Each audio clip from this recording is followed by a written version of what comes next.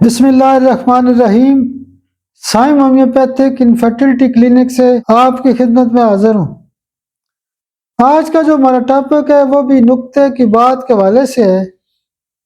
میں نے ایک نقطہ ایسا لکھا ہوا ہے کہ عام طور پہ پلسا ٹیلا کے بارے میں یہ علامتیں موجود ہوتی ہیں کہ جو پلسا ٹیلا کا مریض ہوتا ہے وہ تبدیل ہوتا رہتا ہے، اس کی علامات تبدیل ہوتی رہتی ہیں۔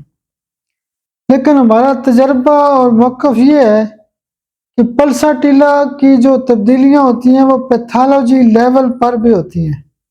مثال کے طور پہ ایک مریض آتا ہے، وہ کہتا ہے ڈاکٹر صاحب دیکھیں یہ میری 5 رپورٹیں ہیں، یعنی یہ جو مرض ہے یہ ٹھیک نہیں ہو رہا۔